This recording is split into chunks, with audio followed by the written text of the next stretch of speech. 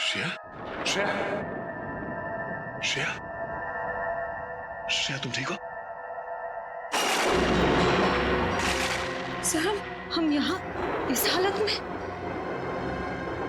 लगता है जब हम लोग यहाँ इस घर में घुसे तब किसी ने हम पे हमला किया होगा। सर कहीं ये काम उस काने का तो नहीं? काने? हाँ, हो सकता है। सर आपकी गर्दन पे स्टन गन का निशान है। Stun gun? ओह, निशान तो तुम्हारे गर्दन पे भी है। इसका मतलब है उसने स्टन गन से उसने हमें बेहोश किया। श्रेया, इंस्पेक्टर विजय कहाँ? कहीं काने ने उनके साथ कुछ न कर दिया हो।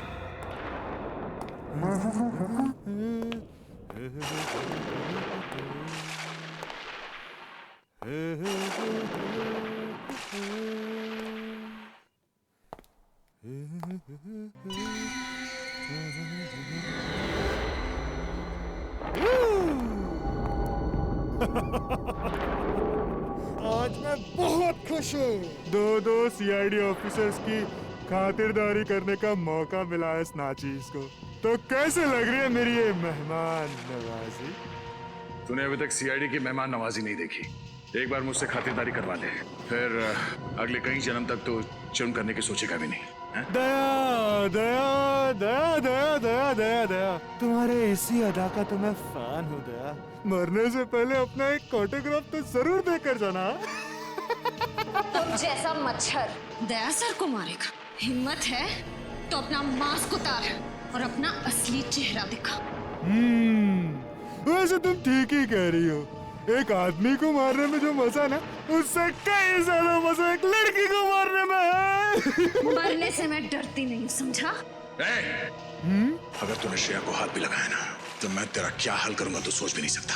इधर छोड़ उसे। ए दया, चुप चुप चुप चुप चुप चुप चुप चुप दया चुप। श्रेया और मेरा बहुत पुराना रिश्ता है दया। श्रेया तुम जानती है ना, तुम्हारी दोस्त कीर्ति, उसको क्या अंजाम किया था मैंने? सब याद है मुझे। और आज कीर्ति की मौत का हिसाब चुकाना पड़ेगा तुझे। तू नहीं मार सकती मुझे, नहीं मार सकती। मैं मार दूंगा तुझे। उस वक्त तू बच गई थी, लेकिन अब नहीं बचेगी। हिम्मत है तो मुझसे बात कर, मुझसे बात कर। इधर दया दया, जब मैं अपने जुर्म को अंजाम देता हूँ ना, तब मुझे किसी का शोर मचाना चिल्लाना पसंद नहीं है। सॉरी दया, लेकिन मुझे तुम्हें कुछ देर के लिए शांत करना पड़ेगा।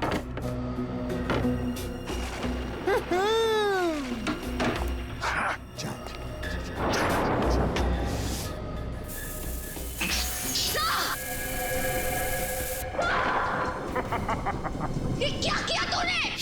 घबराओ मत, दया मरेगा नहीं, सिर्फ डरेगा। जो लोग जरूरत से ज्यादा बहादुर बनने की कोशिश करते ना, उनके लिए सिर्फ ये एक ही इलाज है। उनको इतना डराओ कि अपने कायरता के बोझ तले मर जाए। मैं कहाँ हूँ? मैं कहाँ हूँ? Sir Shreya, sir Shreya, Abhijeet, ACP sir.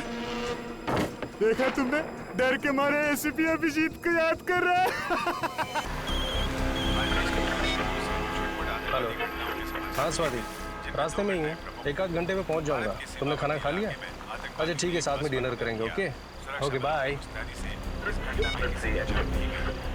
Radio वाली भी ना, गाने कम और मुफ्त की सलाहें ज्यादा देता है।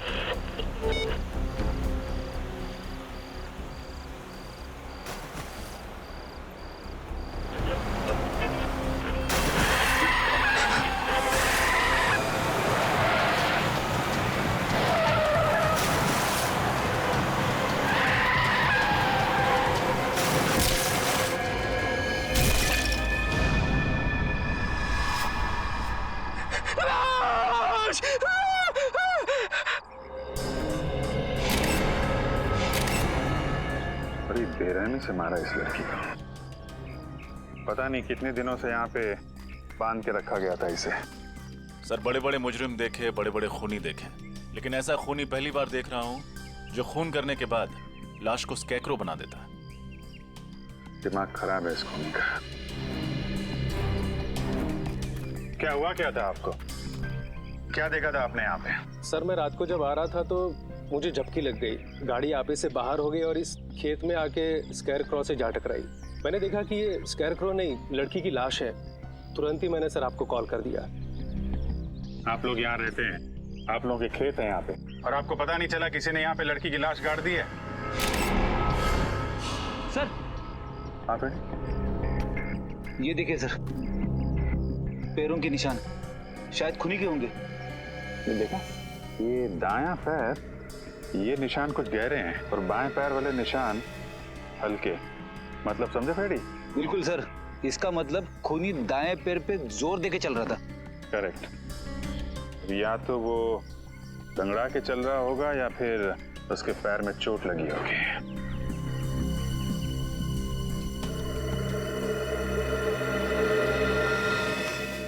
क्या बात है श्रेया? हैं? तुम कुछ खोई खोई लग रही हो तुम। सर शायद मुझे पता है खूनी कौन है। क्या खूनी के बारे में पता है? कैसे? सर 12 साल पहले की बात है, मैं अपनी सहेली कीर्ति के घर खेलने गई थी। खेलते खेलते इतनी रात हो गई पता ही नहीं चला, तो कीर्ति की मम्मी ने मुझे उनके घर रुक जाने के लिए कहा। उस रात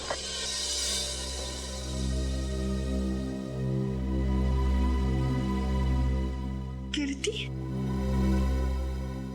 कहाँ चली गई?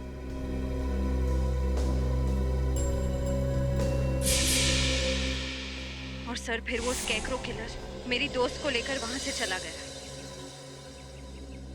सर वो एक सीरियल किलर था, न जाने कितनी लड़कियों को उसने अपना शिकार बनाया था।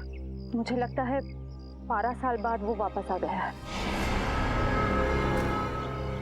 12 साल पुराना सीरियल किलर, मैंने भी इसके बारे में कुछ कुछ सुना है।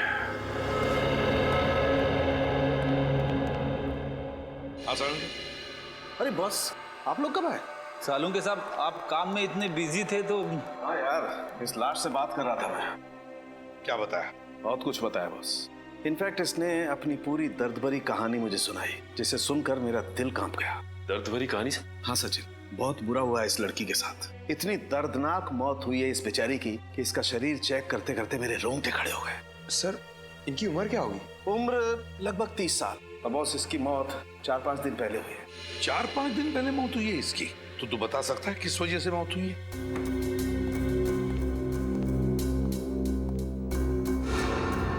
ये देखो, चाकू से किए गए बुरी तरह से वार। और बॉस ऐसे वार इस लड़की के पूरे शरीर पर किए गए, इतने ज्यादा कि इस लड़की के बेचारी की 70% नसें कट चुकी हैं। सर ये खूनी तो पागल लगता है बिल्कुल, एक साइको। इतनी बेरहमी से मारा इसे? ये तो कुछ भी नहीं है पंकज। चाकू से हमला करने से पहले खूनी ने इस पर स्टन गन का भी इस्तेमाल किया है। ये देखिए सर, स्टन गन से जलने के निशान। स्टन गन से जलाता है, चाकू के वार करता है, तड़पा तड़पा के मारता है लड़कियों को और फिर स्केयरक्रो बनाकर, बिजुरा बनाकर खेत में खड़ा करता है। हाँ सर, खूनी के खून करने का मकसद लूटपाट या फिर दुश्मनी निकालना नहीं है सर। वो औरत से नफरत करता है या तो फिर इसे खून करने की बीमारी है, जैसे आमतौर पे सीरियल किलर्स को होती है। बिल्कुल सचिन। यार और कुछ पता चलना चाहिए इस खूनी के बारे में सालुंके। और कुछ पता चल जाएगा ना तो इस खूनी तक हम पहुंच सकते हैं। बॉस उस खूनी के बारे में तो फिलहाल मैं ज्यादा नहीं बता सकता, लेकिन इस लड़की के बारे में और बता सकता हूँ। तो फिर बता।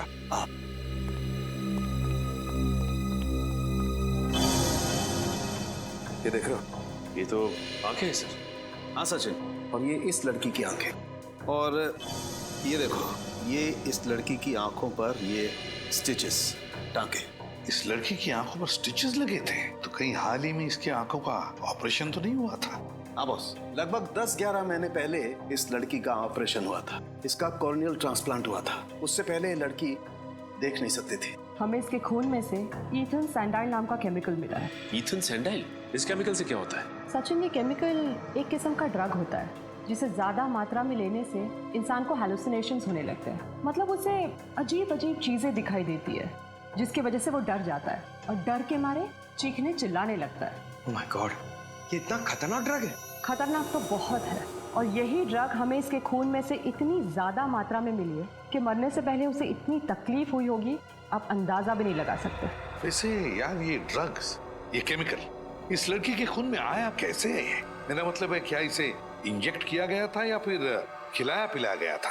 सर ये ड्रग हमें इसके फेफड़ों में से मिला है। लगता है खूनी ने इसे कुछ सुंघाया है या फिर किसी स्प्रे का इस्तेमाल किया होगा। स्प्रे का? हाँ, और बस इतना ही नहीं, इस लड़की के खून में हमें ऐसी दवाइयों के अंश भी मिले हैं जो अक्सर उन लोगों को दिए जाते हैं जो डिप्रेशन या एंजाइटी के शिकार होते हैं। ओह, डिप्रेशन और एंजाइटी। तो सारुंखे कहीं ऐसा तो नहीं कि लड़की कुछ इलाज करवा रही थी साइकियाट्रिस्ट से अपने डिप्रेशन या एंजाइटी के लिए? बिल्कुल। सचिन एक काम करो, मिसिंग पर्सन ब्यूरो में जाकर पूछताछ करो, पता लगाओ इस लड़की के बारे में, पता लगाओ। प्लीज आइए सर। मिसिंग पर्संस ब्यूरो से पता लग गया है सर, उस लड़की का नाम अदिति कुमार था सर। और सर ये तीनों भी उसी कंपनी में काम करती है जहां पे अदिति काम करती थी। इनका नाम सना है, ज्योति और ये नीता।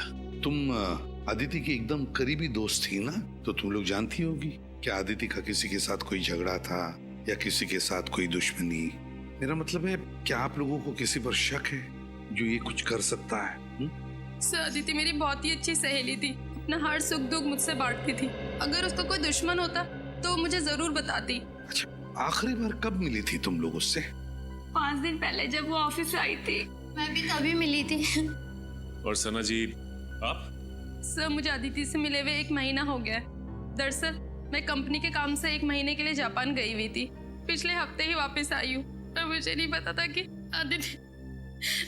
देखिए संभालिए अपने आप को।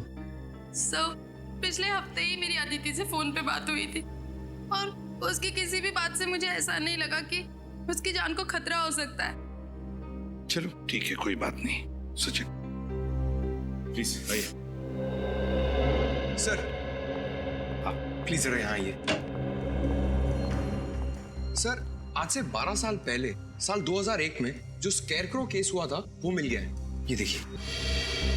अदिति का खून बिल्कुल उसी तरह से हुआ है जैसे 12 साल पहले लड़कियों के खून हुए थे। पहले इथेंस सैंडाइल उनका ड्रग दिया गया, फिर उन्हें स्टन गन से जलाया गया और फिर चाकू से वार करके नसें काट दी गई। सर मगर इसमें तो लिखा हुआ है कि खूनी 28 दिसंबर 2001 को पकड़ा गया था। उसका नाम नितिन है और वो अब भी जेल में है। तो फिर ये खून कर कौन रहा है?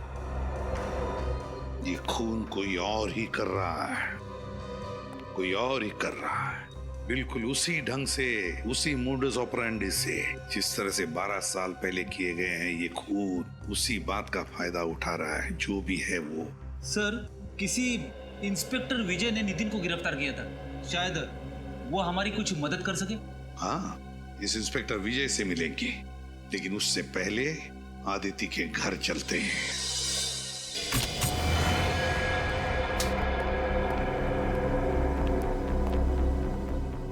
सर न तो घर का सामान बिखरा पड़ा है, ना ही कहीं तोड़ फोड़ की गई। मतलब खूनी अदिति के जान पहचान वाला होगा। सर अदिति घर में अकेली रहती थी, अगर उसके परिवार में कोई होता तो पता चल सकता था कि उसकी मौत की वजह कोई दुश्मनी तो नहीं है। कई बार खाली पड़ा घर भी बहुत कुछ बता देता है। अच्छी तरीके से चेक करो, कुछ ना कुछ जरूर मिलेगा।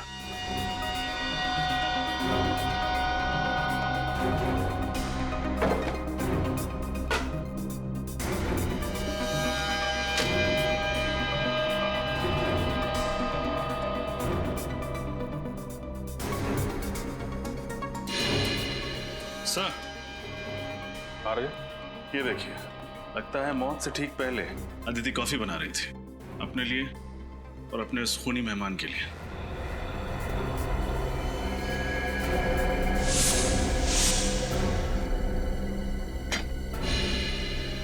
सर देखिए सर, टूटा हुआ बाज। सर ऐसा लग रहा है इस कमरे में हाथापाई हुई है। ये बात संभाल के एविडेंस बैग में डाल लो, शायद फिंगरप्रिंट्स मिल जाए। इसका मतलब जब अदिति वहाँ किचन में कॉफी बना रही थी तभी खूनी ने उस पर हमला किया, फिर यहाँ भाग के आई, यहाँ पे हाथापाई हुई और शायद उसी में वाज गिर गया। शायद यहीं पे खून हुआ है उसका।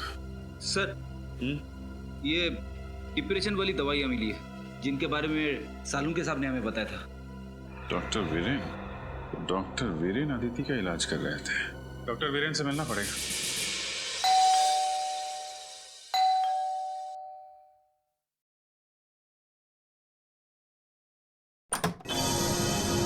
जी कहिए। मैं सीआईडी से इंस्पेक्टर सचिन हूँ, विजय जी से मिलना है।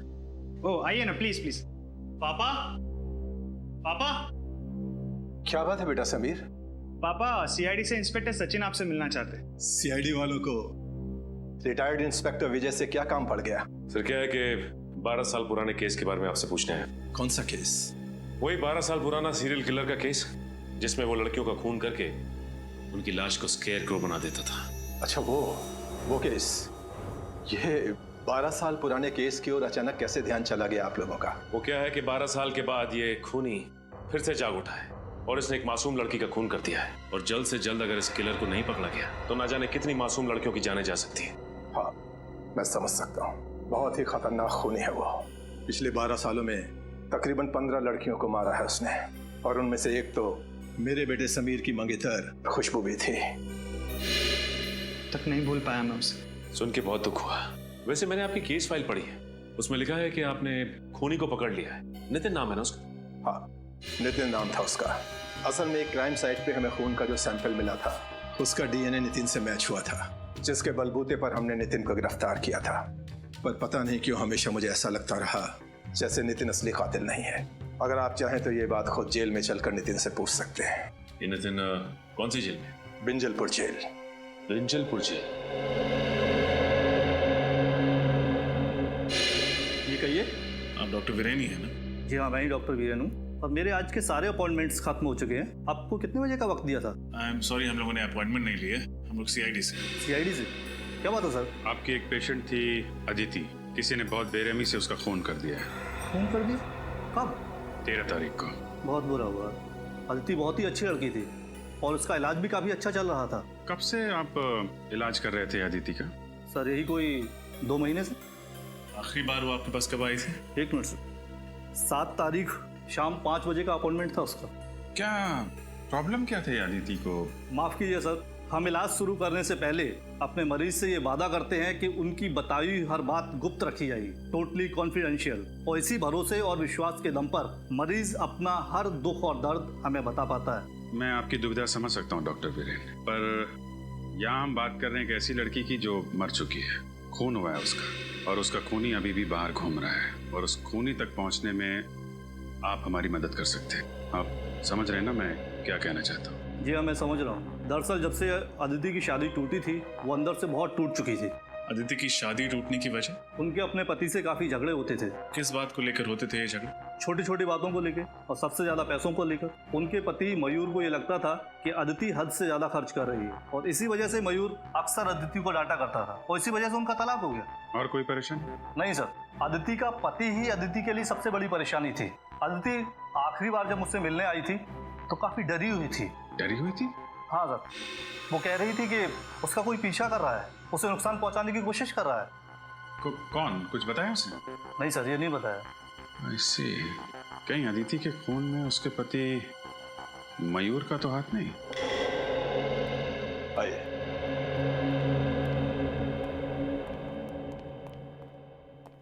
अरे विजय सर, आप? बड़ी खुशी हुई आपको यहाँ देखकर। कहो कैसे कट रहे रिटायरमेंट के बाद की जिंदगी? मत पूछो दोस्त, बहुत याद आते हैं ड्यूटी के दिन। खैर छोड़ो इन बातों को, इनसे मिलो। ये है इंस्पेक्टर सचिन, सीआईडी से हैं। हेलो। एक केस के सिलसिले में हमसे कुछ पूछने आए थे, इसीलिए हम लोग यहाँ आए हैं। किस केस के बारे में आप जानना चाहते हैं? उस सीरियल किलर के बारे में जो लड़कियों का खून करके उनकी लाश का स्केयर क्रो बना देता था। ये 12 साल पुराना केस, कुछ याद आया आपको? उसे मैं कैसे भूल सकता हूँ सर। आप नितिन के बारे में बात कर रहे हैं ना? जी। माफ कीजिएगा सर, उसकी तो पिछले महीने मौत हो गई। क्या? उसकी मौत हो गई? लेकिन कैसे? डेंगू से। मैंने नहीं बताया कि असल में नितिन असली कातिल नहीं था।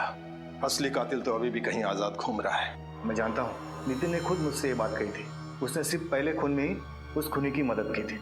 चिलर साहब, ऐसी बात थी तो फिर आपने पकड़ने की कोशिश क्यों नहीं की खूनी को? बहुत कोशिश की थी, मगर कोई सुराग ही हाथ नहीं लगा था।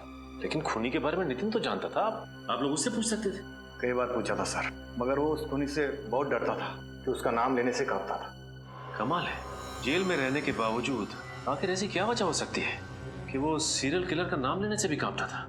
शायद उसे ये चिंता थी कहीं वो खूनी उसके बेटे रवि को भी कोई नुकसान न पहुंचा दे। नितिन का बेटा रवि? ये रवि रहता कहाँ है? मयूर, हम अदिति के बारे में कुछ पूछना चाहते हैं। अदिति मेरी पत्नी है। पत्नी है नहीं, पत्नी थी। तलाक दे दिया था ना तुमने उसे? जी हाँ, मैंने तलाक दे दिया था उसे। तो फिर खून क्यों किया? खून? अदिति का खून हो गया? हाँ, और हमें शक है कि उसका खून तुमने किया। ये बात सच है कि अदिति मेरी पत्नी थी। जब तलाक देकर हर मसले का हल निकल चुका था तो मैं उसका खून क्यों करूंगा? क्योंकि डिवोर्स के बाद अदिति ने हर्जाने के रूप में तुमसे 25 लाख रुपए मांगे थे, और वैसे भी तुम्हें अपनी पत्नी हमेशा से बहुत खर्चीली लगती थी। ये बात सच है कि अदिति जरूरत से ज्यादा खर्चा करती थी, लेकिन इसका मतलब ये नहीं कि इतनी छोटी सी बात के लिए कोई पति अपनी पत्नी का खून कर दे। छोटी सी बात? 25 लाख रुपए छोटी बात लगते हैं? 25 रुपए के लिए लोग खून कर देते हैं, या तो 25 लाख की बात है। मैं सच कह रहा हूँ सर, मैं अदिति से बहुत प्यार करता था, इसीलिए तलाक के बाद भी उसे भुला नहीं पाया था। अगर तुम इतना प्यार करते थे अपनी पत्नी से तो फिर उसे तलाक क्यों दिया? क्योंकि उसने कभी मुझे प्यार किया ही नहीं था। उसने शादी तो कर ली थी मुझसे, लेकिन शादी के बाद भी अदिति अपने अतीत में ही जी रही थी, और धीरे धीरे मेरा शक यकीन में बदल गया कि शादी से पहले उसका किसी के साथ अफेयर था। और सच बात तो यह है सर कि वो उसे भुला ही नहीं पाई थी। शादी के पहले का प्रेमी कौन है वो? मैंने उससे ये बात कई बार पूछी, लेकिन उसने हर बार कहा कि मैं बेवजह उस पर शक कर रहा हूँ। कहती थी कुछ नहीं है। 13 तारीख को कहाँ थे आप? मैं मैंगलोर गया था सर, शूटिंग के लिए। एड फिल्म की शूटिंग थी। आप चाहे तो पता कर सकते हैं। जरूर। रेडी? पता लगाओ ये सच कह रहे हैं कि नहीं। शूटिंग कर रहे थे या फिर? सर, मैंने पता कर लिया। मयूर वाकई मैंगलोर में शूटिंग कर रहा था। उसने अदिति को नहीं मारा है। अगर मयूर मैंगलोर में शूटिंग कर रहा था तो फिर वो अदिति का खून कर ही नहीं सकता। तो फिर कौन हो सकता है? बॉस, हाँ सोलंकी, इस केस में मुझे ऐसी बात पता चली है जिससे आप खूनी के और ज्यादा करीब पहुंच सकते हैं। अच्छा, बता। तो उस अदिति की लाश पर मुझे एक खास किस्म के पैरासाइट के अंडे मिले। पैरासाइट के अंडे? इस पैरासाइट से क्या होता है सर? सचिन, मेडिकल भाषा में इसे लंग फ्लूक या पैरागोनिमस वेस्टरमनी कहते हैं। पैरागो? तुम रहने दो फ्रेडी, तेरे बस की बात नहीं है यार। कोई बात नहीं सालुंके साहब, वैसे नाम में क्या रखा है? आप प्लीज इतना बता दीजिए कि इस पैरासाइट के अंडे की खासियत क्या है? सबसे बड़ी खासियत ये है कि ये पैरासाइट हमारे देश में होता ही नहीं। क्या मतलब? मतलब ये बॉस, ये एक जापानी पैरासाइट है। Japanese parasite? हाँ बॉस, जापान के 80% मीठे पानी के केकड़ों में ये पैरासाइट मिलता है। और क्योंकि ये फ्रेश वाटर क्रैब जापान की एक डेलिकेसी है, लोग बहुत चाव से इसे खाते हैं, इसलिए जापानी लोगों के शरीर में ये पैरासाइट अपने आप पहुंच जाता है। सर, अदिति तो कभी हिंदुस्तान से बाहर गई नहीं, तो ये जापानी पैरासाइट इसके शरीर में आया कहाँ से? सचिन, अदिति नहीं गई होगी, और उसकी दोस्त सना, वो तो जापान गई है ना।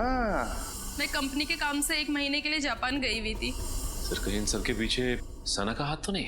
सना से मिलना पड़ेगा।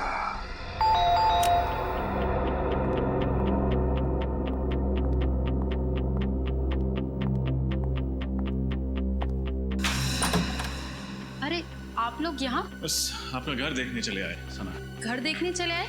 मुझे कुछ समझ नहीं आया। हाँ, बस आपके घर की बनावट, सजावट, दीवारों का रंग, फर्नीचर वगैरह वगैरह। आप ये सब यहाँ देखने आए? घर खरीदना चाहते हैं क्या? नहीं, बस ये देखना चाहते थे कि जब आप इस आलीशान घर को छोड़ के जेल जाएंगी तो आपको ज्यादा तकलीफ तो नहीं होगी ना? जेल क्यों जाऊंगी मैं? वो क्या है ना साना जी, अगर खीर में चीनी डाल दो तो उसका मीठा होना तय है, उसी तरह अगर कोई मुजरिम खून करे तो उसका जेल जाना तय है। लेकिन मैंने किसी का खून नहीं किया। झूठ मत बोलो, अदिति का खून तुमने किया है। मैं आपको पहले भी बता चुकी हूँ कि मैं 1 महीने से जापान में थी, कंपनी के काम से। पिछले हफ्ते ही लौटी हूँ। और जापान से लौटकर वहाँ से लाया हुआ इन्फेक्शन पैरागोनिमस वेस्टरमनी तुमने अदिति तक पहुँचा दिया। आप मेरी जासूसी भी कर रहे हैं? सिर्फ अपनी ड्यूटी कर रहे हैं। एक सीआईडी ऑफिसर की पहली ड्यूटी कुछ भी करके मुजरिम तक पहुँचना। हाँ, ये सच है। अदिति की मौत से पहले मैं उससे मिली थी, लेकिन यकीन मानिए मैंने उसको खून नहीं किया। देखो, पहले भी झूठ बोल चुकी हो, दोबारा मत बोलो। तुम्हारे पास ठोस वजह थी अदिति का खून करने की। मेरे पास कोई ठोस वजह नहीं थी। सर, ये ऐसे नहीं बताएंगे, इनको वजह भी हमें ही बतानी होगी। ठीक है, ये तकलीफ भी हम ही उठा लेते हैं। तो फ्रेडी, हुआ कुछ ऐसे, अदिति और सना एक ही कंपनी में काम करती थी। अदिति फाइनेंस डिपार्टमेंट में और सना मार्केटिंग में। मार्केटिंग में सना काम क्या करती थी? एड्स वगैरह का बजट पास कराना, कंपनी के क्लाइंट्स की गिनती बढ़ाना और इन सभी कामों के लिए जरूरत पड़ती है पैसों की, यानी कि मार्केटिंग बजट। और जानते हो मैडम ने मार्केटिंग बजट के साथ क्या किया? क्या किया? घपला। घपला? 6 महीने के अंदर पूरे 15 लाख का घपला। अरे बाप रे, जिस थाली में खाया उसी थाली में छेद कर दिया। ये क्या बकवास किए जा रहे हैं आप लोग? ये सब झूठ है। यही सच है। हमें अदिति के ऑफिस से तुम्हारी काली करतूतों का पूरा ब्यौरा मिला है। अदिति जानती थी तुम्हारी हेरा फेरी के बारे में। तुम्हें डर था कि अदिति सबके सामने तुम्हारा भांडा फोड़ देगी, इसलिए तुमने उसे अपने रास्ते से हटा दिया। हाँ, ये सच है कि मैंने 15 लाख का घपला किया था, लेकिन मैंने अदिति का खून नहीं किया सर। तो जापान से लौटकर अदिति से मिलने क्यों गई थी? उसकी पूजा करने? उससे विनती करने गई थी कि वो बॉस को मेरी शिकायत ना करे। इस वक्त कौन आ सकता है? कौन है? आ रही हूँ बाबा।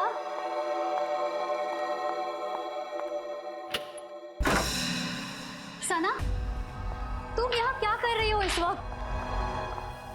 अदिति, मेरी बात तो सुनो। क्या सुनूं? अदिति प्लीज किसी से कुछ मत कहना, नहीं तो मेरी सालों की मेहनत और मेरा करियर बर्बाद हो जाएगा और कोई कंपनी भी मुझे नौकरी नहीं देगी।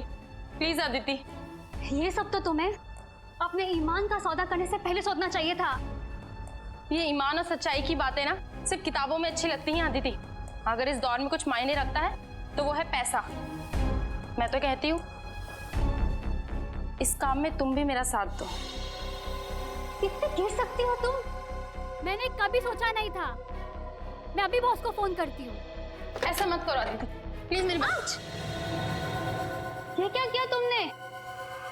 माफ करना दीदी, मुझे लगता है मुझे चलना चाहिए, लेकिन प्लीज मेरी बात पे गौर करना और बॉस को कुछ मत बताना।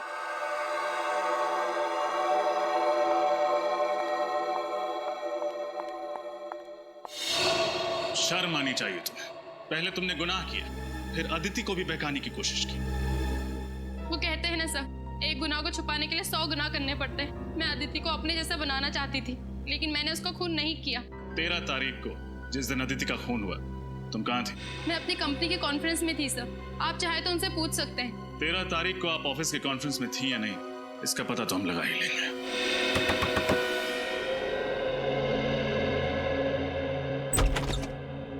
जी कहिए, किससे मिलना आपको? हमें रवि से मिलना। जी हाँ, मैं ही रवि हूँ। आप लोग? हम लोग CID से। CID? अंदर आ सकते हैं? जी आइए। आप लोगों की यहाँ आने की वजह जान सकता हूँ? हम लोग तुम्हारे पिता नितिन के बारे में कुछ सवाल पूछना चाहते हैं। पापा के बारे में? क्या जानना चाहते हैं पापा के बारे में? एक निर्दोष आदमी को इतने साल जेल में रखने के बाद जी नहीं भरा आप लोगों का? तो चले आए मेरे जख्मों पे नमक छिड़कने। देखो रवि, हम जानते हैं तुम्हारे पिता खूनी नहीं, लेकिन वो निर्दोष भी नहीं। एक हत्या में खूनी का साथ दिया था उन्होंने। पर खूनी का नाम जानते हुए भी उन्होंने खूनी का नाम किसी को नहीं बताया। कैसे बताते? उनको डर था कि वो मुझे और मेरी मम्मी को नुकसान ना पहुंचाते।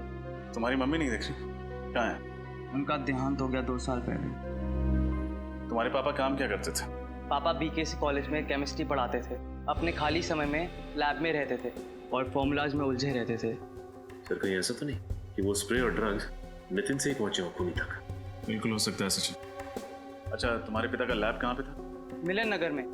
पापा ने वहाँ पर एक कमरा किराए पे लिया था, उसमें लैब बनाई थी, लेकिन पापा के जेल जाने के बाद वो कमरा मकान मालिक ने किसी और को किराए पे दे दिया था।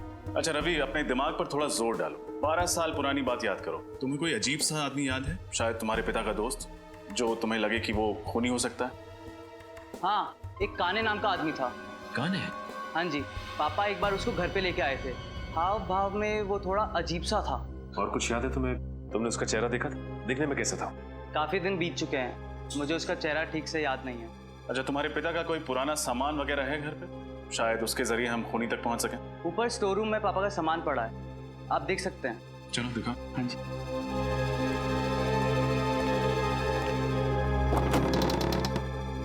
आइए सर, पापा का सारा सामान यहीं पर ही है। शुक्रिया। सारा सामान अच्छे से चेक करो, देखो कुछ खास मिलता है कि?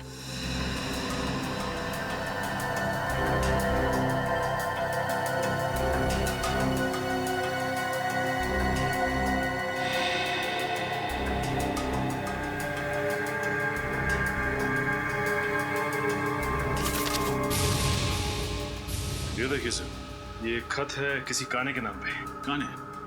शायद वही काने हो जिसके बारे में रवि ने बताया था। देखो क्या लिखा।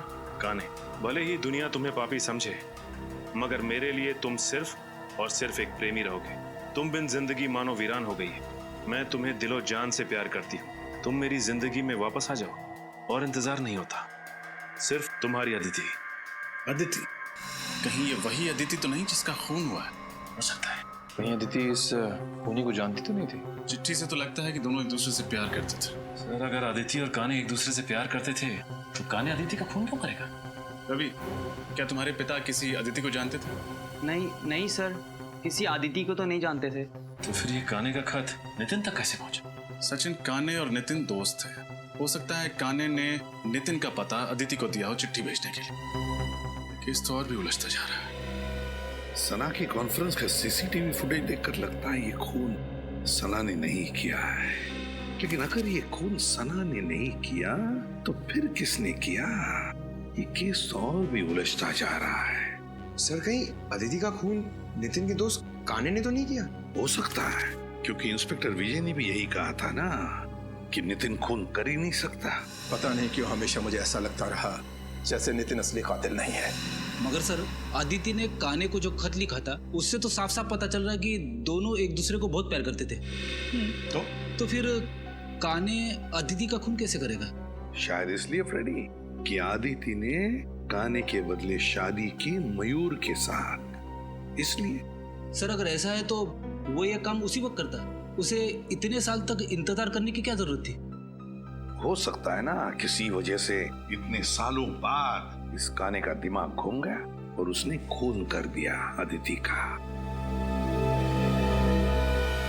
सर,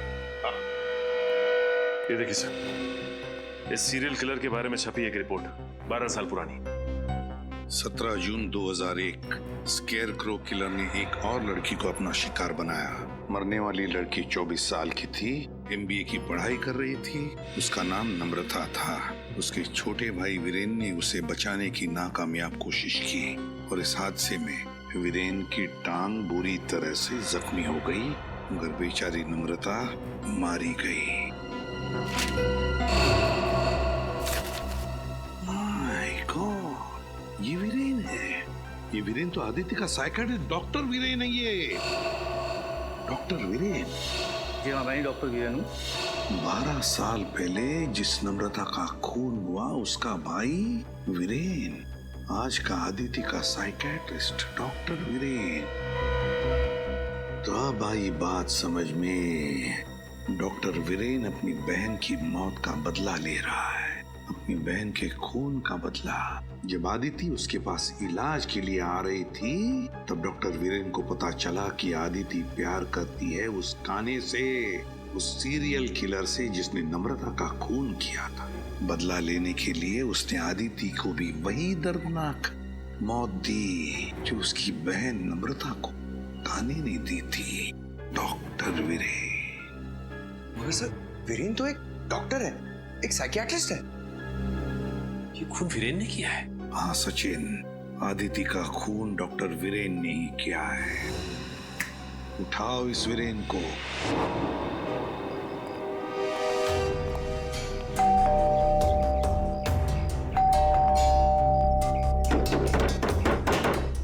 सर, कहीं उसे पता तो नहीं चल गया कि हम लोग आने वाले, इसीलिए छुप गया हो?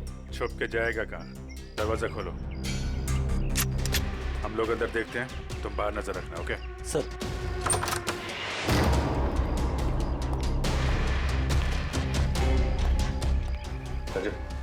उस तरह।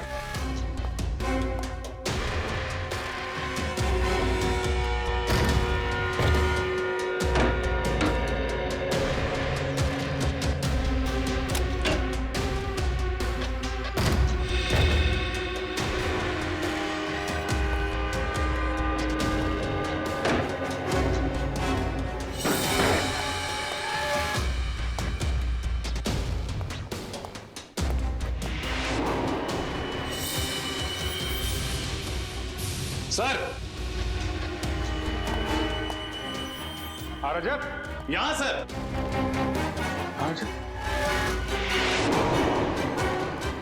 माय गॉड, मैं वापस आ गया। जरूर ये वीरेन नहीं लिखा होगा। हो सकता है ऐसा, और हमें दिखाने के लिए लिखा है।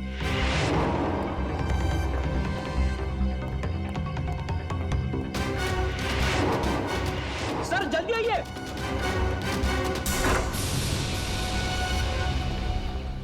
ये देखिए sir, doctor Viren. Doctor Viren? वो खूनी काने हमसे पहले यहाँ पहुंच गया और हमें चैलेंज भी किया। अंदर दीवार पर लिख दिया, मैं वापस आ गया हूँ, आई एम बैक। जाएगा कहाँ? लेकिन एक बात समझ में नहीं आ रही, उसे पता कैसे चला कि डॉक्टर वीरेन ने अदिति का खून किया है? इंस्पेक्टर विजय, नितिन के साथ जेल में ये जो कैदी था अविनाश, दोनों की अच्छी दोस्ती थी क्या? हाँ, नितिन वैसे तो किसी से ज्यादा बातचीत नहीं करता था, पर अविनाश को अपने दुख दर्द जरूर बताता था। तो फिर असली स्कैरक्रो के बारे में उसने अविनाश को जरूर बताया होगा। जी हाँ, ये हो सकता है। हेलो, कहाँ? ठीक है सर, उस खबरी रघु का फोन था। कह रहा था अविनाश आजकल शहर के मंडोबा इलाके में रह रहा है। मंडोबा इलाका? जी सर। अगर ये अविनाश पकड़ा जाएगा तो उससे हमें जानकारी मिल जाएगी, तो असली स्कैर को हमारे हाथ लग जाएगा। श्रेया, एक काम करो, एसीपी साहब को इन्फॉर्म करो कि हम इंस्पेक्टर विजय के साथ इस मंडोबा इलाके में जा रहे हैं। जी सर। सर, स्कैरक्रो काने तक हमें सिर्फ 2 लोग पहुंचा सकते थे, नितिन और अदिति, पर दोनों मर चुके हैं सर। हाँ सर, न जाने ये खूनी कब पकड़ा जाएगा। 12 साल से आजाद घूम रहा है। 12 साल पकड़ा जाएगा वो सचिन, जरूर पकड़ा जाएगा। उसके पापों का घड़ा भर चुका है। फ्रेडी, वीरेन के घर से जो पेपर मिले उनसे क्या मिला? सर, इस वीरेन ने अच्छी खासी रिसर्च कर रखी थी उस खूनी के बारे में। उसके एक एक जुर्म का आर्टिकल वगैरह संभाल के रखा था। शायद काफी समय से इंतजार कर रहा था वीरेन उससे बदला लेने का। और अदिति की इलाज के पेपर्स? हाँ सर, आंखों के ऑपरेशन के बाद अदिति ने जब काने को देखा तो उसने उसका हुलिया भी बताया था वीरेन को। सांवला सा रंग, घने बाल, कद 5 फीट 10 इंच। उसने ये भी बताया था कि जब वो देख नहीं सकती थी तब उसका अंधापन दोनों के पैर के बीच दीवार नहीं बन पाया, क्योंकि काने खुद कलर ब्लाइंड था। क्या कहा? Colour blind? काने कलर ब्लाइंड है? हाँ सर। Colour blind? कद 5 फुट 10 इंच, सांवला रंग, घने बाल और कलर ब्लाइंड। ये तो विजय है। माफ कीजिएगा, मुझे कलर ब्लाइंडनेस है इसलिए। आइए। वही इंस्पेक्टर विजय जिसने नितिन को गिरफ्तार किया था? हाँ पंकज, वही इंस्पेक्टर विजय। उसी पर जिम्मा था उसे पकड़ने का, इसीलिए तो हाथ नहीं लग रहा है ये स्केयरक्रो किलर।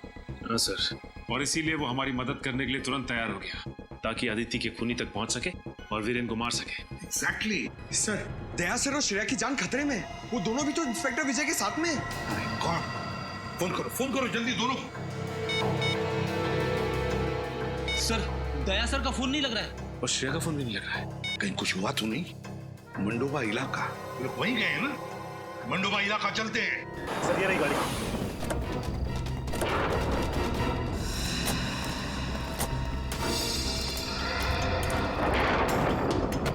सर, डिक्की में कोई है। डिक्की में? कॉल।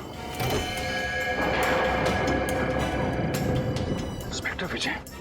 सर, हमें तो लगा था कि यही खूनी है, पर अब असली खूनी कौन है? इंस्पेक्टर विजय। विजय, इंस्पेक्टर विजय। विजय जी। अभिजीत, कैसे भाई साहब? और दया, श्रेया कहाँ है? वो दोनों, उन दोनों की जिंदगी खतरे में है। वो स्कैरक्रो किधर किधर है बोलो? शायद इस तरफ क्या है। इस तरफ? पंकज, इन्हें संभालो, हम लोग देखते हैं।